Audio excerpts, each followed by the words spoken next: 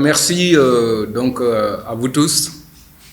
À l'entame de mon propos, je vais d'abord présenter un peu les acteurs qui sont ici sur la table et qui vont aussi donner leur avis sur l'état des lieux de notre industrie touristique. Donc, Monsieur Ibrahim Kamara est un technicien en tourisme, je crois qu'il est sorti de l'université de Thiès du tourisme. Thiora El Mansourdia est aussi actrice du tourisme, directrice de cette école, élite école hôtelière et touristique. Alors, mon frère Kopandiaï, nous avons fait les écoles ensemble. Il y a très longtemps, bien sûr, au début des années 70, 80. Et il est toujours dans le secteur, comme moi, en train de contribuer et de faire ce qu'il peut pour les nouvelles et futures générations. Bon, ensuite, il y a Babou Diouf, qui aussi est un collègue de très longue date. Babou, pratiquement, on s'est connus vers les années 2004-2005, lorsque je créais ONITS.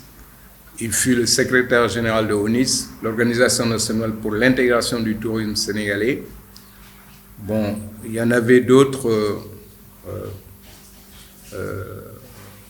qui sont ici, il y en a qui sont disparus aussi, que la terre leur soit légère. Mais je crois qu'ils étaient aussi connus par tout l'environnement touristique du Sénégal. Bon, alors, moi je suis donc Doudou Niagne Diop, qui avait créé l'ONITS, l'Organisation nationale du tourisme sénégalais, bon, et puis aussi qui est un ancien élève de l'école hôtelière comme mon ami Kopa, mon frère, je veux dire, et puis je suis aussi un investisseur sur la Petite Côte.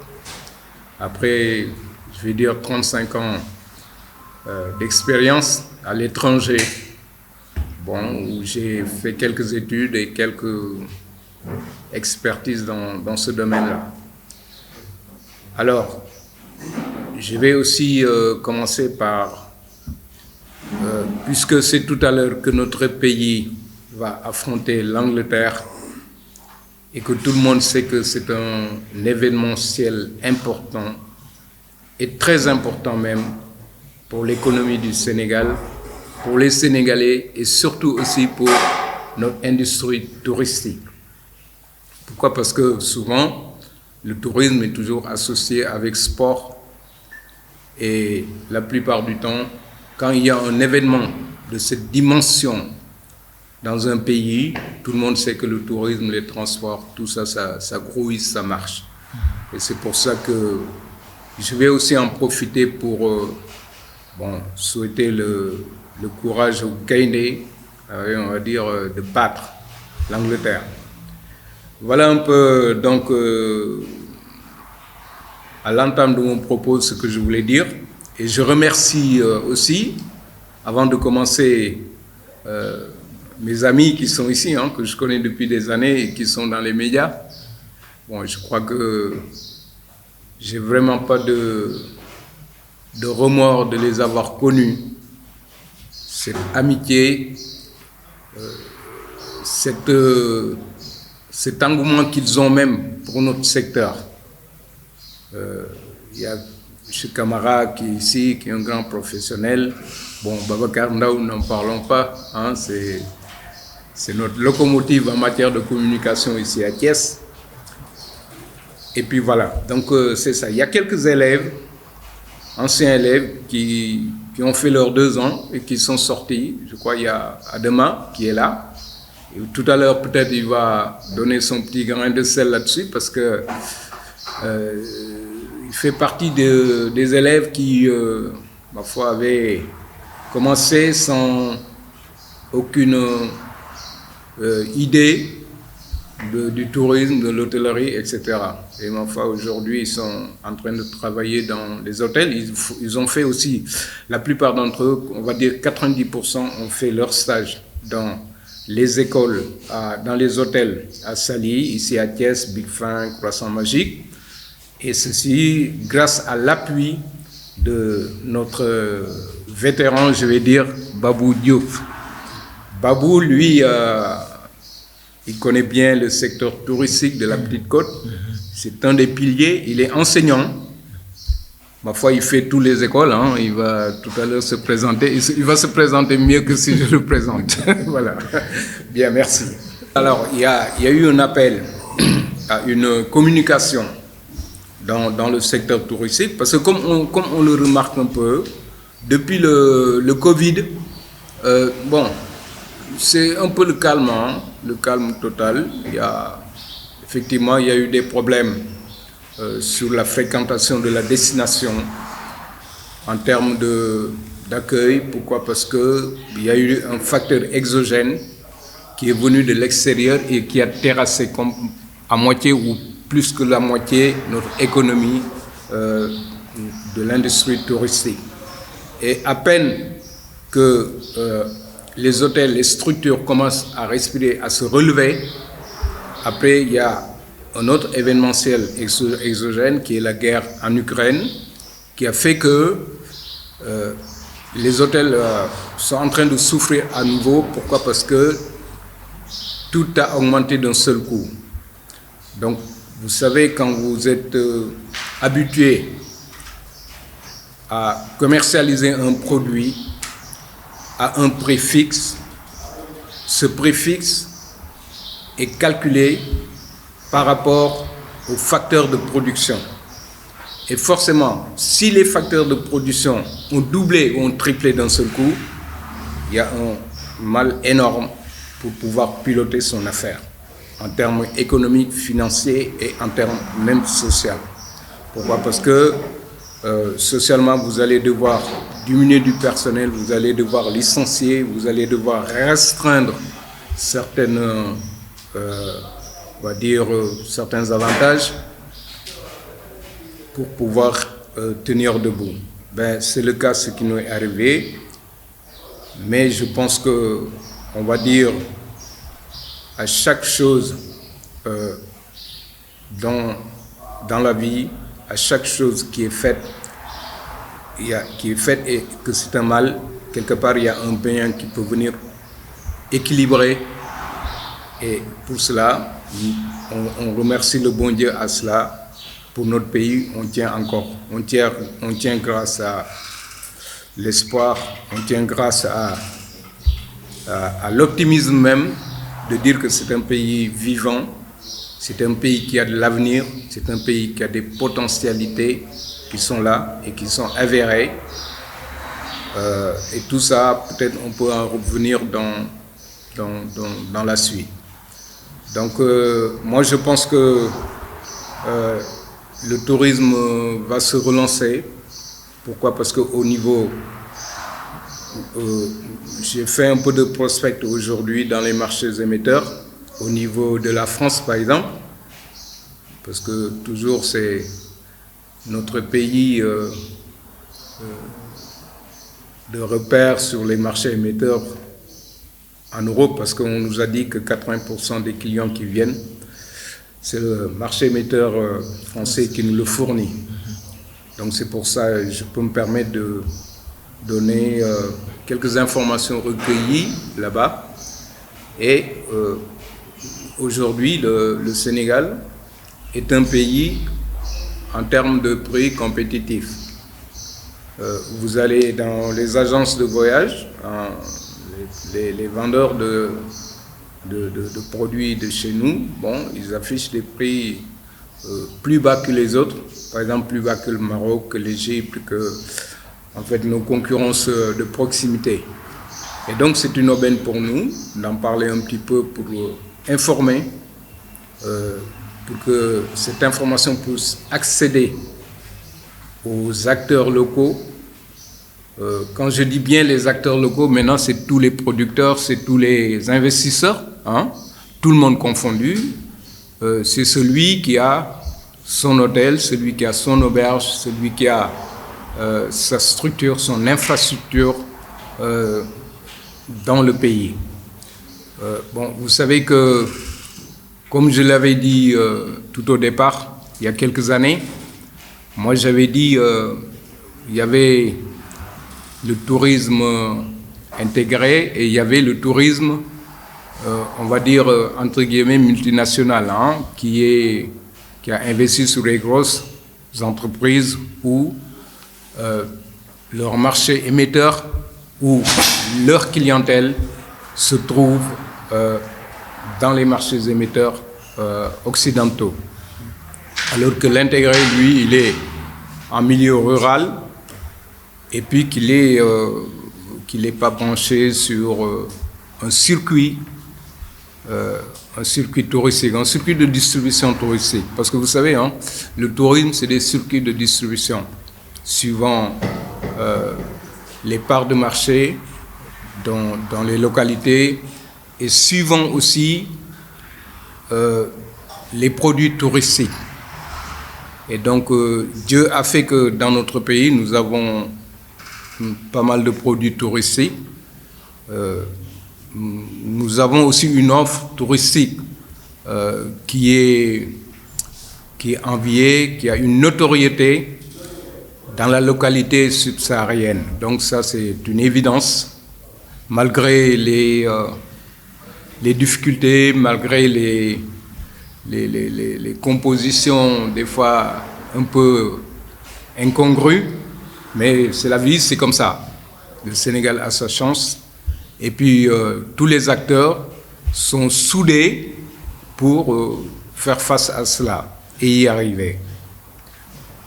Donc, alors, moi, j'aimerais bien aussi que ces informations aient une portée aussi bien publique que privée, qu'on peut redimensionner un peu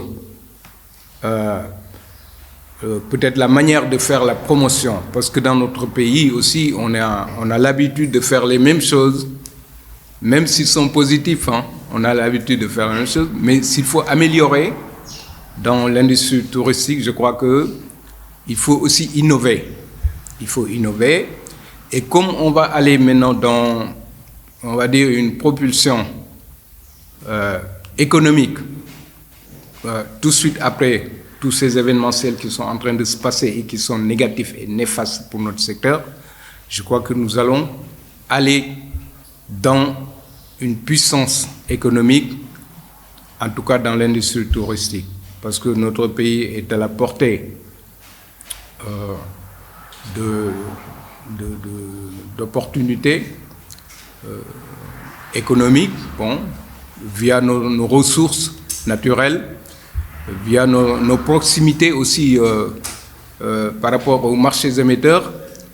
Et aujourd'hui, on sait que notre aéroport aussi est un grand atout, dès l'instant que on a vu la fréquentation du Sénégal en termes de voyages a augmenté par rapport à certaines années. Et on a vu aussi que souvent, hein, on dit le tourisme ne marche pas, etc., etc. Mais on sait bien que quand on est à Dakar, quand on est dans les hôtels d'affaires, on voit bien que ça bouge. Les hôtels d'affaires, ça bouge. À la limite, il y a des taux de remplissage assez énormes. Mais souvent, quand on parle tourisme, on l'axe seulement sur les hôtels balnéaires, ou etc. Mais avec toute la diversité de notre marché, de notre offre touristique, nous avons aussi des créneaux qui marchent très bien. Peut-être que ces créneaux qui marchent ne sont pas vulgarisés aux yeux du peuple. Moi, je vais dire le peuple. Le peuple, ce sont les Sénégalais qui doivent savoir que tel secteur marche à un tel endroit, tel hôtel marche, etc. Parce que nous n'avons pas d'estimation statistique à la portée. Nous avons aussi, nous n'avons pas une bonne communication qui émane de nos dirigeants. il faut que nos dirigeants aussi nous expliquent de temps en temps, par exemple par des événements comme on est en train de faire, hein, que les informations circulent, sont véhiculées vers les objectifs. Mais les objectifs, c'est qui en premier lieu? C'est le peuple. C'est les populations locales qui sont avec le secteur touristique, les populations locales qui vivent avec l'infrastructure touristique qui est à la porte de leur maison. Cela doit être informé pour que toute cette ambiance puisse être instructive et productive. Donc voilà un peu ce que je voulais dire de l'état actuel des choses. Il est vrai que il y a eu des avantages qui ont été octroyés à certains producteurs, bon, qui les ont permis aussi de tenir le coup, hein, pendant ces événementiels, hein, et puis que, ma foi, d'ailleurs j'en ai parlé à 2 ou 3 qui ont un petit peu de difficultés quand même pour rembourser un peu cet appui qu'on leur avait octroyé. Moi, en tant que producteur, moi, j'en avais pas bénéficié. J'avais répondu qu'on le donne aux jeunes. Moi, je suis pour le combat des jeunes pour l'avenir. Et d'ailleurs, c'est pour ça que cette école-là a eu sa place ici, dans ma ville, à Thiès. Et donc, moi, je vais profiter de cette occasion parce que comme nous avions créé là avec mes collègues un think tank bientôt qui va travailler sur ces réflexions. Bon, pour vous expliquer un petit peu, un think tank, c'est un groupement d'acteurs qui ont leur expertise et qui vont réfléchir, faire des réflexions de développement dans notre secteur touristique. Bon, après, ça sera vulgarisé, ça sera des débats, ça sera des contradictions qui seront vulgarisées et au service de tout le monde, au service aussi bien du public que du privé. Chacun pourra puiser dedans et prendre ce qui l'intéresse pour pouvoir développer notre secteur.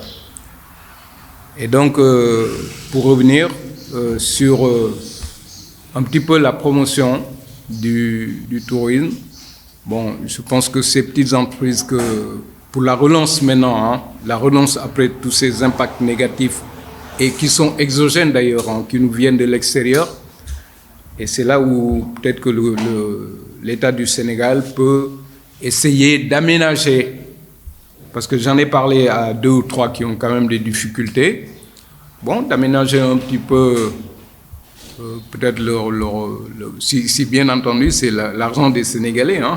Moi, je m'en seulement, mais je crois que c'est de l'argent des Sénégalais qui leur ont été prêtés ou appuyés pour amortir ces chocs.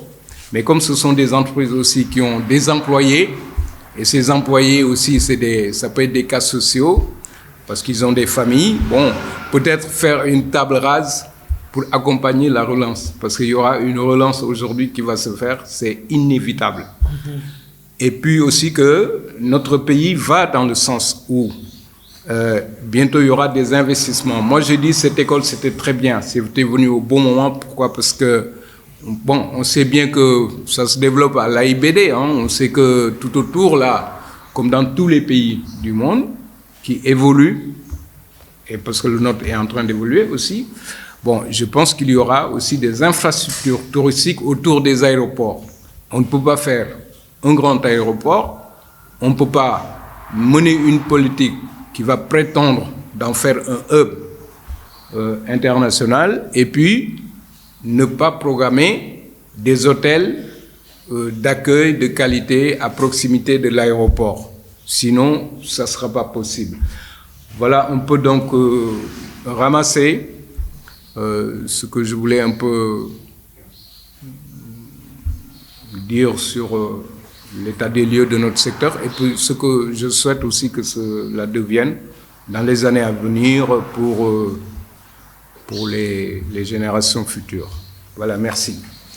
Bien entendu, j'attendrai un peu des questions si vous en aurez, il n'y a pas de problème. Et puis il y a M. Kopandiaï qui va parler en Wolof qui va un peu s'exprimer aussi rapidement. Merci.